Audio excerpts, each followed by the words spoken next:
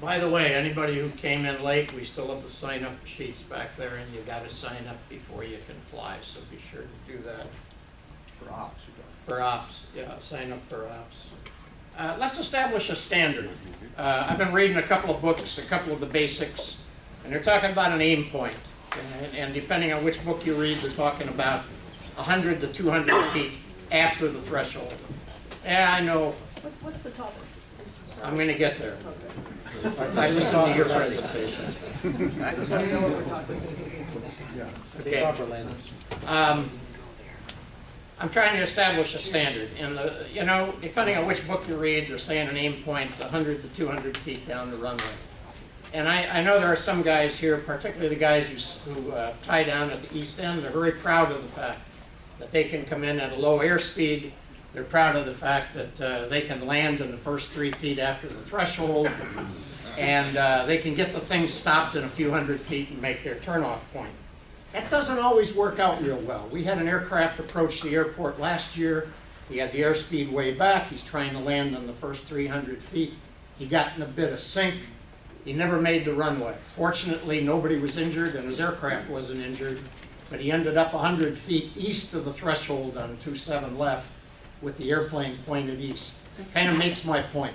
Okay, but I'm trying to establish a standard. So if your aim point is 150 feet down the runway, depending on which book you read, they're saying, well, you're going to flare for 100 to 200 feet. So let's call that another 150 feet. So we're 300 feet down the runway, and we're on the runway, right? My premise is you ought to be able to stop the airplane within 1,000 feet of the threshold. Is there anybody in this room, show of hands, that can't stop a glider within 1,000 feet of the threshold? I kind of knew nobody raised their hand.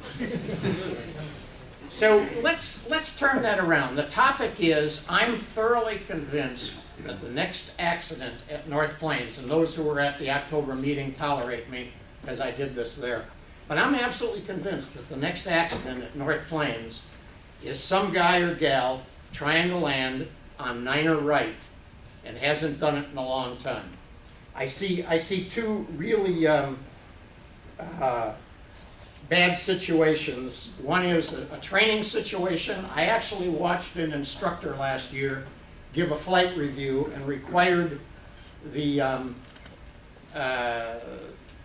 guy he was giving the review to actually land. His target was to land on the threshold of Niner right.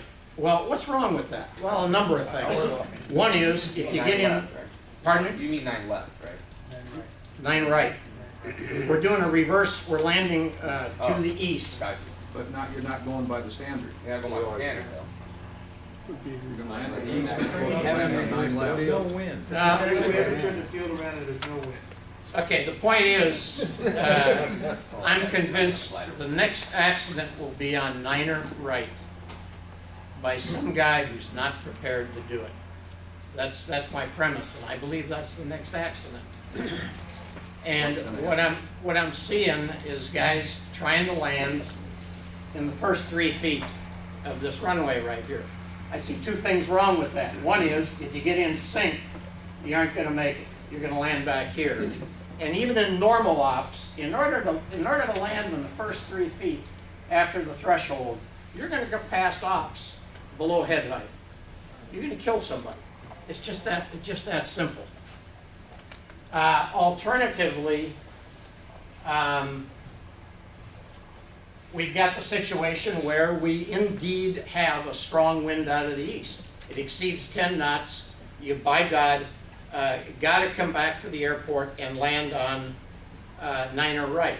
And you're saying, holy cow, I haven't done that since George gave me my BFR in a no-wind condition years ago. So what I'm suggesting is, a group of us stood there last year and we watched guys coming back. We watched the training flights, which really scared us. We said somebody's going to get killed here. We watched guys go off on cross-country flights. They came back 1, 2, 3, 4 hours later when the wind conditions were different and when the wind exceeded 10 knots out of the east. and it was very, very clear to us. We stood there and said, I hope he makes it. We're watching guys come back at very low altitudes, but the whole key, when we talked about it, the whole problem was everybody's trying to land in the first 3 feet of this runway. And I guess it's because of this long overrun here, whatever it is. But that's what everybody's trying to do. We watched aircraft after aircraft. It's culture, because it used to be that people tried to prove how cool they were to land on the pole for the east. That was the way it was. That's right. Right, The old Troutman? man. Yep. That is correct. Yeah, but the trees are so high. Yeah, exactly. You can't take it. No, why would you? Yeah. Okay, George has got the point. Why are you trying to do this? You got a runway that's 1,800 feet long. One of our engineers measured it. You got an 1,800 foot long runway from here to here. We just established that everybody in this room can land and get it stopped in less than 1,000 feet, right? And you have a So- 10 knot headwind. Pardon me? And you have a 10 knot headwind. Well, not yet. Let's go to a training flight. Even a training flight, I'm recommending a touchdown point someplace along the containers here. Move it out, or an aim point someplace down here around the containers. You're going to land 150 feet later. You're going to get it stopped in less than 1,000 feet in a no-wind situation. So I can't figure out why everybody's aiming for this thing. The advantage also of picking a higher aim point is if you actually look at your glide slope.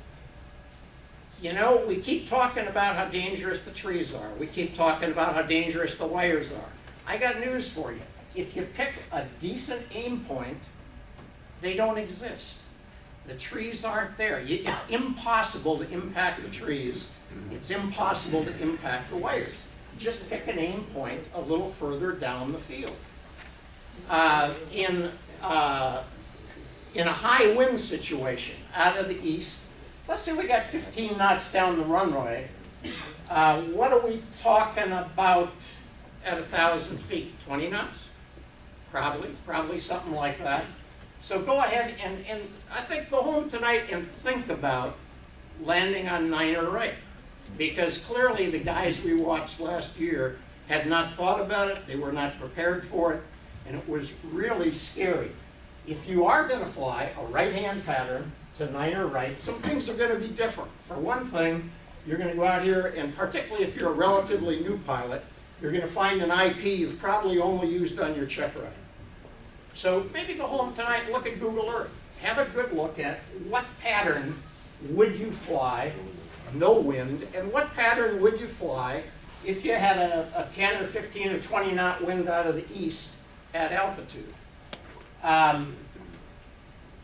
Recognize a couple of things. One is your dog leg, unless you crab, your dog leg is going to get you on downwind with very little downwind remaining.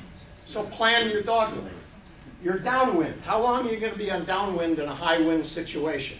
Not very. In fact, it's going to go by you real fast. You're not going to have the time to think about the landing as you do in this rote thing we do day after day on 27 left. It just isn't going to happen. So your downwind is going to happen real fast. Also, so you're going to turn base. You say, well, I'm going to turn and I'm going to keep my base in real tight. Well, while you're turning base, you're going to drift. So you're going to have to start your turn a wee bit early so that you don't drift too far out here. And then, of course, in a high wind situation, you know, your base can really be on Dersham Road. It might even be east of Dersham Road, depending on the velocity of the wind. Pick a decent aim point, and in a no-wind situation, as Mike pointed out, you're not going to use 1,000 feet of this 1,800-foot runway. You're only going to use a few of those feet. So again, I go back to my major premise. So why are you aiming for this point right here? It just doesn't make any sense. You're going to get in the trees. You're going to get in the wires. You're going to try to stretch your glide. You're going to get slow, or you're going to land before the threshold. That's my whole point. Any questions? Mike? Okay, thanks.